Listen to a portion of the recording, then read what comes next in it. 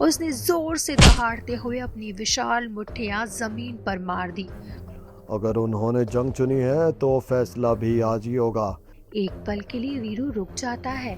तभी उसे अपने भाई की आखिरी चीख और वो भयावह दिन याद आ जाता है जब सभी दुश्मनों ने मिलकर उसके भाई की जान ले ली थी। उसका गुस्सा 7वें आसमान पर पहुंच जाता है। वो पूरी ताकत से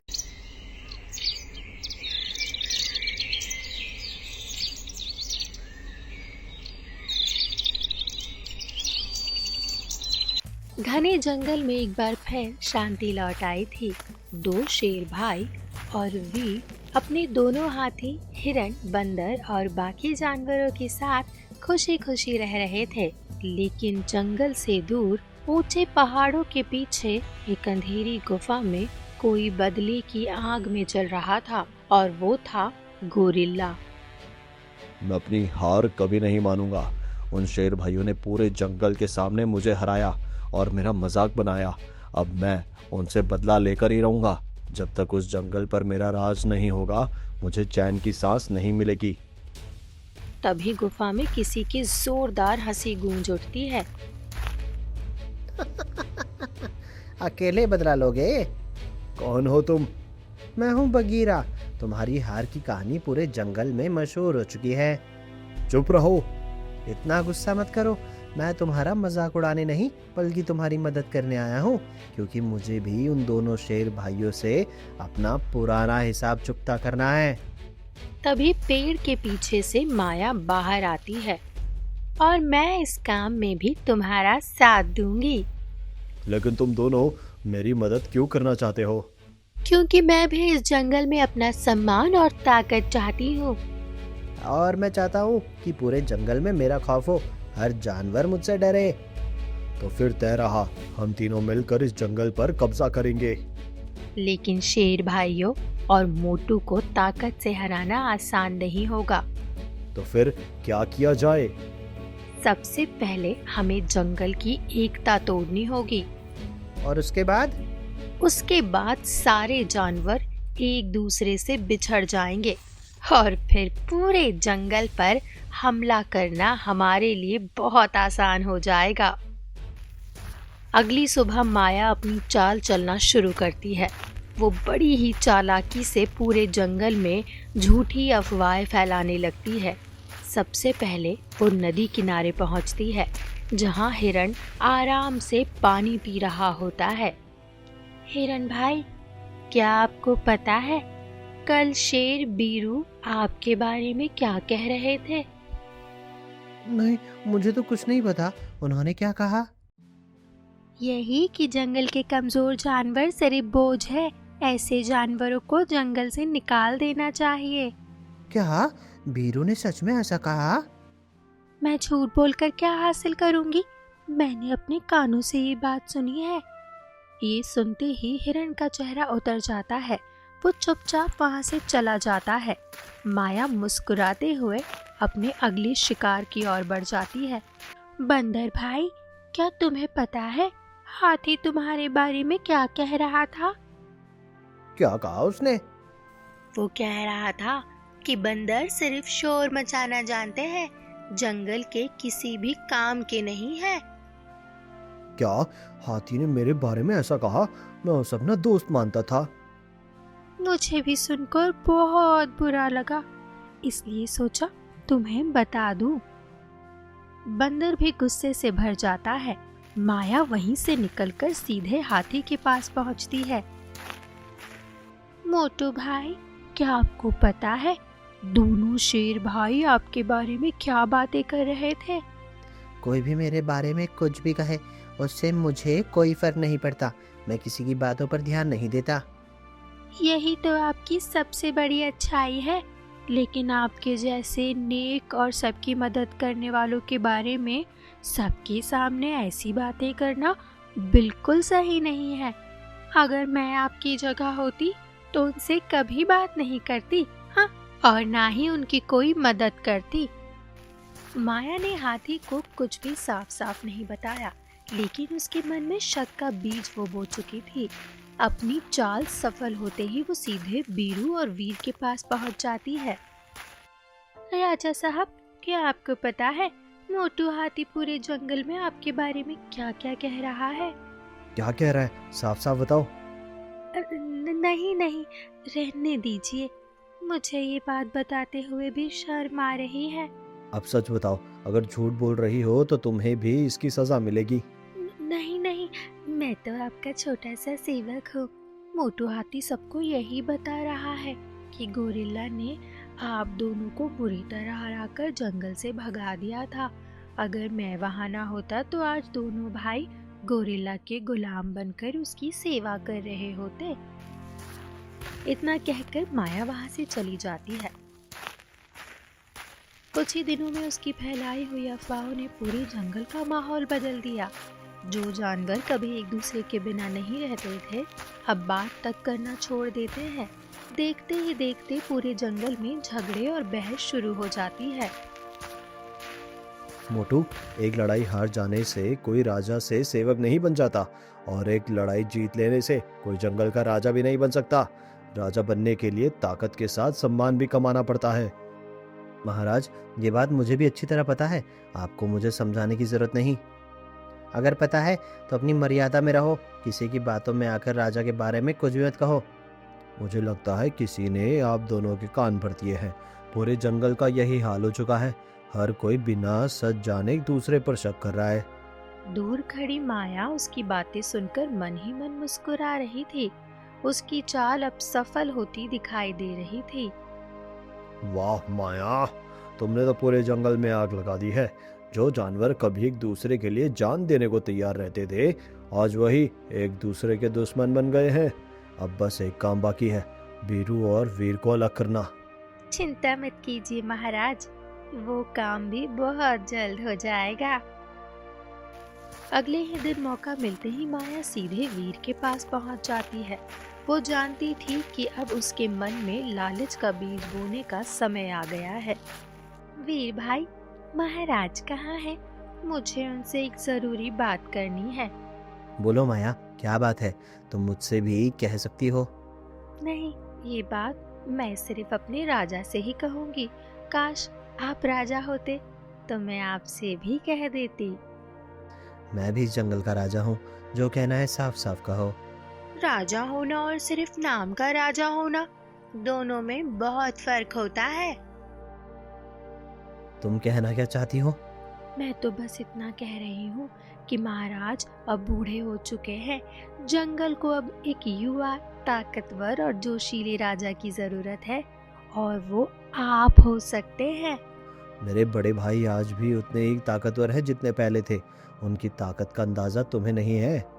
हो सकता है, लेकिन जंगल में अब लोग ये भी कहने लगे हैं कि आप राजा बनने के योग्य होकर भी सिर्फ राजा के साथ खड़े रहने तक सीमित है। ऐसी बात नहीं है, मेरे बड़े भाई मुझे अपने बराबर मानते हैं। बराबरी और राजगद्दी दोनों अलग बातें हैं। मैं तो बस चाहती हूँ कि इस जंगल का ताज आपके सर पर हो। माया की बातें वीर के मन में घर कर जाती है। पहली बार उसके मन में राजगद्दी का विचार जन्म लेता है। तभी वहाँ वीरू आ जाता है। भैया, क्या मैं इस जंगल का राजा बन सकता हूँ? जंगल वासियों को अब एक नए राजा की जरूरत है। मुझे लगता है कि अब आपको मुझे राजा बना देना चाहिए। वीर, तुम्हारे अंदर काबिलियत की कमी नहीं, लेकिन राजा बनने के लिए सिर्फ ताकत नहीं, अनुभव भी चाहिए। समय आने पर मैं खुद तुम्हें राजा घोषित करूंगा। समय नहीं आया, या फिर आप अपनी राजगद्दी छोड़ना ही नहीं चाहते? ऐसी बात बिल्कुल नहीं है। मैं चाहता हूँ कि तुम मुझसे भी बेहतर राजा बनो, लेकिन अभी तुम्हें बहुत कुछ सीखना बाकी है। अगर आप मुझ पर भरोसा नहीं करते तो ठीक है, मैं इस जंगल में एक पल भी नहीं रहूंगा। इतना कहकर वीर गुस्से में वहाँ से चला जाता है।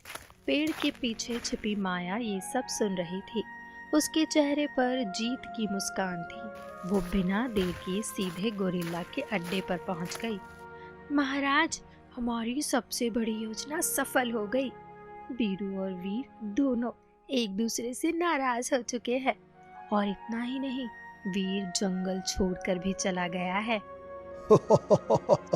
इससे अच्छा मौका हमें कभी नहीं मिलेगा। अब बीर को खत्म करके पूरे जंगल पर कब्जा कर लेते हैं। अब कोई हमें नहीं रोक सकता। चलो, आज से उस जंगल पर सिर्फ हमारा राज होगा। कुछ ही देर बाद गोरिल्ला बगीरा और उनके साथी बीरू पर हमला करने के लिए निकल पड़ते हैं। उस समय बीरू अकेला बैठा जंगल और अपने बिछड़े भाई के बारे में सोच रहा था।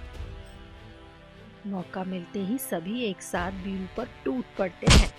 बीरू अकेले ही बहादुरी से उनका सामना करता है। वो एक एक करके सभी को पीछे धकेल देता है, लेकिन दुश्मनों की संख्या ज्यादा होने के कारण धीरे धीरे कमजोर पड़ जाता है। मैंने तो सुना था कि जंगल का राजा बहुत बलवान है, लेकिन तुम तो उम्मीद से भी ज्यादा कमजोर निकले। अगर अपनी जान बचाना चाहते हो तो अभी इसी वक्त ये जंगल छोड़कर चले जाओ। आज से इस जंगल का राजा मैं हूँ और यहाँ सिर्फ मेरा ही राज चलेगा। महाराज, मेरी मानिए तो इसे अभी खत्म कर देते हैं, फिर भविष्य में ये हमारे लिए कभी खतरा नहीं बनेगा और ये जंगल हमेशा के लिए हमारा हो जाएगा। अगर मैं चाहूँ तो इसे अभी मार सकता हूँ, लेकिन मैं चाहता हूँ ये अपनी आंखों से मेरा राज देखे और हर दिन अपनी हार पर पछताए। और ये भी देखे कि हम इस जंगल में कितना आतंक फैलाते हैं। जितनी खुशी मनानी है मना लो, क्योंकि तुम्हारी ये जीत ज्यादा दिनों तक टिकने वाली नहीं। हमारी खुशी कितने दिन रहेगी ये बाद की बात है, लेकिन तुम्हारी सांसें ज्यादा देर तक चलेगी ऐसा मुझे नहीं लगता। तुम्हें लगता है मुझे हराकर तुम इस जंगल पर हमेशा के लिए राज कर लोगे? ऐसा कभी नहीं होगा। मेरा भाई वीर जिंदा है। जिस दिन वो लौटेगा तुम में से कोई भी उसके सामने नहीं टिक पाएगा। तुम अभी भी भ्रम में जी रहे हो। पूरा जंगल बिखर चुका है। सभी जानवर एक दूसरे के दुश्मन बन चुके हैं। अब कोई किसी का साथ खड़ा नहीं होगा। जब तक मेरी सांसें चल रही है मैं तुम्हें इस जंगल को बर्बाद नहीं करने दूंगा। अगर तुम्हारी आखिरी इच्छा यही है तो मरने के लिए तैयार हो जाओ। इतना कहते ही सभी दुश्मन एक साथ बीरू पर टूट पड़ते हैं। घायल होने के बावजूद बीरू आखिरी दम तक लड़ता रहता है, लेकिन आखिरकार वो जमीन पर गिर पड़ता है। दुश्मन लगातार उस पर वार करते रहते हैं और कुछ ही पलों में जंगल का बहादुर राजा हमेशा के लिए शांत हो जाता है। बहुत आया था जंगल को बचाने, अब देखता हूँ हमें रोकने कौन आता है। आज से इस जंगल पर सिर्फ हमारा राज होगा और हर शिकार हमारा होगा। बीरू की मौत के बाद पूरे जंगल में गोरिल्ला और बगीरा का कब्जा हो जाता है। अब जंगल में ना कोई नियम बचा था और ना ही किसी की सुरक्षा। बगीरा और लक्कड़बग्घे रोज छोटे और कमजोर जानवरों का शिकार करने लगे। पूरा जंगल डर के साए में जीने लगा।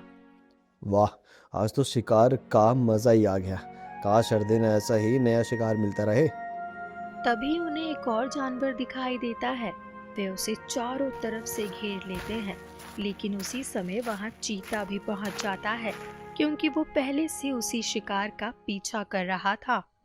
रुको, ये मेरा शिकार है, इसे मेरे हवाले कर दो। अब इस जंगल का राजा मैं हूँ। यहाँ का हर शिकार मेरा है और जो मेरा है उस पर किसी और का हक नहीं। तुम राजा हो या नहीं, उससे कोई मुझे मतलब नहीं, लेकिन मेरा शिकार मुझे वापस दो।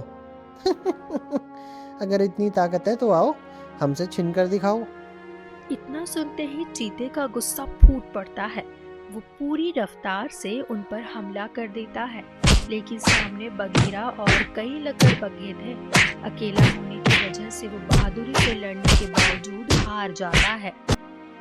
आज तुम्हें छोड़ रहा हूँ, यहाँ से चले जाओ, नहीं तो ऐसी हालत करेंगे कि जिंदगी भर शिकार करने लायक नहीं बचोगे। चीता गुस्से से उसकी ओर देखता है, लेकिन अकेला होने के कारण कुछ नहीं कर पाता। वो चुपचाप वहाँ से चला जाता है। अब तो सच में राजा होने का मजा आ रहा है। जितना मन करे उतना शिकार करो, हमें रोकने वाला अब कोई नहीं। बस एक बात का ध्यान रखना, वीर कभी वापस नहीं आना चाहिए, और अगर लौट भी आए तो जंगल के जानवर कभी एक ना हो। उनकी एकता ही हमारी सबसे बड़ी कमजोरी है। उसकी चिंता छोड़ दीजिए। जब तक मैं जिंदा हूँ जंगल के जानवर कभी एक नहीं होंगे। पूरा जंगल बर्बाद होता जा रहा था। जहाँ कभी हरियाली और खुशियाँ थी, वहाँ अब सिर्फ सन्नाटा और जानवरों की हड्डियाँ दिखाई देती थी। ये सब देखकर मोटू हाथी का दिल टूट चुका था। उसे समझ नहीं आ रहा था कि अपने जंगल को इस विनाश से वो कैसे बचाए। बीरू की मौत के बाद जंगल में हालात दिन पर दिन बिगड़ते जा रहे थे। ये सब देखकर मोटू हाथी और भालू परेशान थे। वीरू महाराज के जाने के बाद जंगल में कोई कानून नहीं बचा। हर जानवर एक दूसरे का दुश्मन बन चुका है। अगर यही हाल रहा तो हमारे जंगल बर्बाद हो जाएंगे। हमें जितना जल्दी हो वीर को वापस बुलाना होगा। अब वही इस जंगल को बचा सकते हैं। हाँ, रोज बढ़ते शिकार को देखकर लगता है कि अगर देर हुई तो पूरा जंगल खत्म होगा। इसीलिए हमें पहले वीर को वापस लाना होगा, फिर सभी जंगल वासियों को दोबारा एकजुट करना होगा। काफी देर खोजने के बाद उन्हें दूसरे जंगल की एक गुफा के बाहर वो अकेला बैठा दिखाई देता है। महाराज, बीरू अब हमारे बीच नहीं रहे। गोरिल्ला और बगीरा ने मिलकर उन्हें मार डाला। जंगल का भविष्य खतरे में है। अब हमारी रक्षा करने वाला कोई नहीं। क्या गोरिल्ला की इतनी हिम्मत? मैं उसे जिंदा नहीं छोड़ूंगा। महाराज, गुस्से से नहीं, समझदारी से काम लेना होगा। सबसे पहले हमें जंगल वासियों की आपसी दुश्मनी खत्म करनी होगी। जब तक हम सब एक नहीं होंगे तब तक गोरिल्ला को हराना नामुमकिन है। तुम ठीक कह रहे हो। पहले हम अपने जंगल के सभी साथियों से बात करेंगे और उन्हें फिर से एक होने के लिए मनाएंगे। तीनों निकल पड़ते हैं। उधर दूसरी ओर बघीरा और उसके साथी शिकार का आनंद उठा रहे थे। वाह, आज तो बड़ा मजा आ गया। इतना स्वादिष्ट मांस मैंने पहले कभी नहीं खाया। सच कहा, इस जंगल के जानवरों का मांस तो बहुत ही नरम और स्वादिष्ट है। अब मेरा मन हिरण के बच्चों का मांस खाने का कह रहा है। सुना है उनका मांस सबसे स्वादिष्ट होता है। बस इतना ही। पता करो वे कहाँ मिलेंगे। कल का शिकार वही होंगे। अब तो मेरा भी मन हिरण के बच्चों का शिकार करने का हो रहा है। उधर सभी जानवर एक जगह इकट्ठा हो जाते हैं। आखिर हम सबको हो क्या गया है? कभी हम एक परिवार की तरह रहते थे, लेकिन आज एक दूसरे का चेहरा तक नहीं देखना पसंद करते। क्योंकि आप लोग हमें कमजोर समझते हैं। हमें कहा गया है कि कमजोर जानवर इस जंगल पर बोझ हैं। और हमें कहा गया कि हम सिर्फ शोर मचाते हैं, किसी काम के नहीं। हमने ऐसा कब कहा? हमने कभी किसी जानवर को कमजोर नहीं समझा। इस जंगल में हर किसी की बराबरी की इज्जत है। तभी वहाँ गुड़िया पहुँचती है। रुको, तुम सब गोरिल्ला और माया की चाल में फंस गए हो। क्या मतलब? साफ साफ बताओ। जंगल में जितने भी झगड़े हुए हैं उन सब की वजह माया है। उसने हर किसी से झूठ बोलकर तुम सबको एक दूसरे के खिलाफ भड़का दिया। गुड़िया की बात सुनकर पूरे जंगल में सन्नाटा छा जाता है। सभी जानवर एक दूसरे का चेहरा देखने लगते हैं। तो शेर भाइयों ने हमारे बारे में कुछ भी नहीं कहा था? नहीं, उन्होंने कभी ऐसा नहीं कहा। और मोटू हाथी ने भी हमारा मजाक नहीं उड़ाया था? बिल्कुल नहीं, मोटू हाथी ऐसा सोच भी नहीं सकते। ये सब माया की सोची समझी साजिश थी। अब सभी जानवरों को अपनी गलती का एहसास हो चुका था। उन्हें समझ आ गया कि उन्होंने बिना सच्चाई जाने अपने ही दोस्तों पर शक कर लिया। तभी जग्गू घबराया हुआ भागते भागते वहां पहुंचता है। महाराज जल्दी चलिए, बगीरा और उसके दोस्तों ने हिरण के दोनों बच्चों को घेर लिया है। अगर हम अभी नहीं पहुंचे तो वे उन्हें मार डालेंगे। ये सुनते ही वीर एक पल भी नहीं रुकता। वो बिजली की रफ्तार से वहां पहुंचता है और जोरदार दहाड़ लगाता है।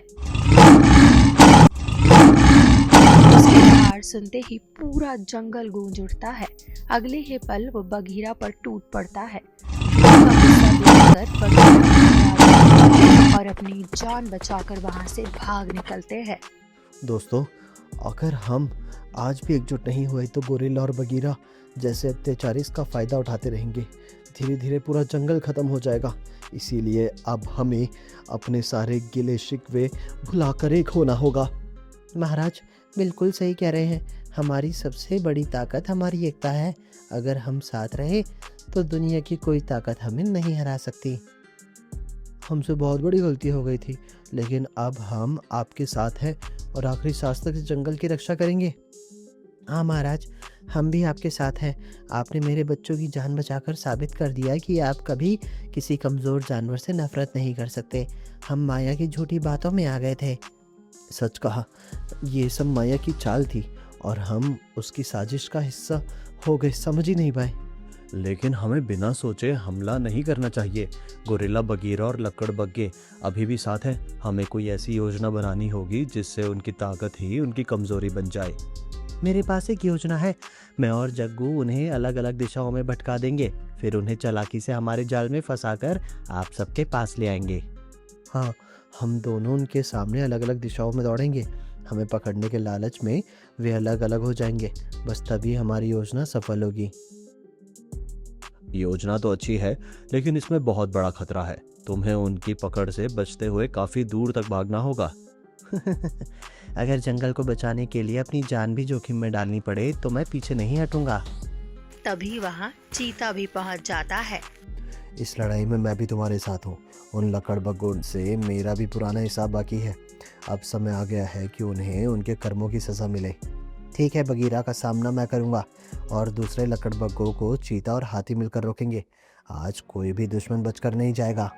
सभी जानवर अपनी अपनी जिम्मेदारी निभाने में जुट जाते हैं।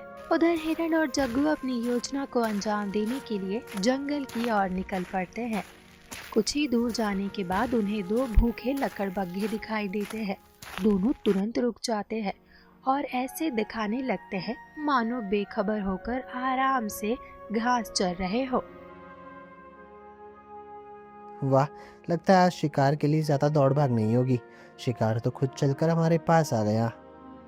चलो देखते हैं आज पहले शिकार कौन पकड़ता है। इतना कहते ही दोनों लकड़बग्घे पूरी ताकत से हिरण और जग्गू पर झपट पड़ते हैं। लेकिन जैसे ही वे करीब पहुंचते हैं, दोनों अपनी योजना के मुताबिक बिजली की रफ्तार से अलग अलग दिशाओं में भाग निकलते हैं। दोनों लकड़बग्घे बिना कुछ सोचे उनके पीछे दौड़ पड़ते हैं। हिरण का पीछा करते करते बगीरा सीधे वीर के सामने पहुंच जाता है, जबकि दूसरा लकड़बग्घा जग्गू का पीछा करते हुए चीते और हाथी के जाल में फंस जाता है। उसे छोड़ दो वीर, अपने काम से काम रखो। इस जंगल का राजा अब तुम नहीं, हम हैं। यहाँ वही होगा जो हम चाहेंगे। शेरी जंगल का राजा पहले भी थे, आज भी है और हमेशा रहेंगे। तुम जैसे अत्याचारी कभी राजा नहीं बन सकते। लगता है तुम्हें भी तुम्हारे भाई की तरह इस दुनिया से विदा लेनी है। कोशिश करके देख लो, आज पता चल जाएगा कि मौत किसकी किस्मत में लिखी है। इतना सुनते ही दोनों एक दूसरे पर टूट पड़ते हैं। जंगल उनकी दहाड़ और टकराव की आवाजों से गूंज उठता है। लेकिन इस बार वीर पहले से कहीं ज्यादा ताकतवर और आत्मविश्वासी था। उसके हर बार में अपने भाई की मौत का दर्द और बदले की आग साफ दिखाई दे रही थी। ऐसा लग रहा था मानो आज उसे कोई नहीं रोक सकता। रुको, मुझे छोड़ दो। तुम्हारा असली दुश्मन तो गोरिल्ला है। चाहो तो उसे मार डालो, लेकिन मेरी जान छोड़ दो। बगीरा की बातें सुनकर एक पल के लिए वीरू रुक जाता है। तभी उसे अपने भाई की आखिरी चीख और वो भयावह दिन याद आ जाता है, जब सभी दुश्मनों ने मिलकर उसके भाई की जान ले ली थी। उसका गुस्सा 7वें आसमान पर पहुंच जाता है। वो पूरी ताकत से आखिरी हमला करता है और बगीरा वहीं ढेर हो जाता है। उधर जंगल के दूसरे छोर पर चीते और हाथी ने दूसरे लकड़बग्घे को चारों तरफ से घेर लिया था। अब उसके बच निकलने का कोई रास्ता नहीं था। हट जाओ मेरे रास्ते से, ये मेरा शिकार है, इस पर सिर्फ मेरा हक है। अब ये जंगल पहले जैसा नहीं रहा। आज के बाद तुम यहाँ किसी भी बेगुनाह जानवर का शिकार नहीं करोगे। ये मेरा जंगल है, मैं जब चाहूँ जितना चाहूँ उतना शिकार करूँगा। मुझे रोकने की हिम्मत किसी की नहीं। इस जंगल के असली राजा वीर हैं। अब इसी जंगल में उन्हीं का नियम चलेगा। राजा हम हैं और जंगल में वही होगा जो हम चाहेंगे। याद है एक दिन तुमने मेरा शिकार छीना था, आज उसी का हिसाब बराबर होगा। आज जान प्यारी है तो चुपचाप यहाँ से चले जाओ। अपनी याद में रहो, नहीं तो फिर से सबक सिखाना पड़ेगा। सबक तो आज मैं तुझे सिखाऊंगा। इतना कहते ही चीता बिजली की रफ्तार से उस पर टूट पड़ता है। दोनों के बीच भयंकर लड़ाई शुरू हो जाती है। कुछ ही देर में चीता आखिर जोरदार वार करता है और लकड़बग्घा वहीं ढेर हो जाता है। झाड़ियों के पीछे छिपी माया ये सब देख रही थी। वो तुरंत गोरिल्ला के पास पहुंच जाती है। महाराज, बहुत बड़ी मुसीबत आ गई है। जंगल के जानवर फिर से एक हो गए हैं। वीर लौट आया है और हमारे दोनों लकड़बग्घे मारे गए। माया की बात सुनते ही गोरिल्ला की आंखें गुस्से से लाल हो उठी। उसने जोर से दहाड़ते हुए अपनी विशाल मुट्ठियां जमीन पर मार दी। पूरा पहाड़ कांप उठा और गरजते हुए बोला, अगर उन्होंने जंग चुनी है तो फैसला भी आज ही होगा। आज पता चल जाएगा कि इस जंगल का असली राजा कौन है। कुछ ही देर में गोरिल्ला अपने साथियों के साथ जंगल पहुंच जाता है।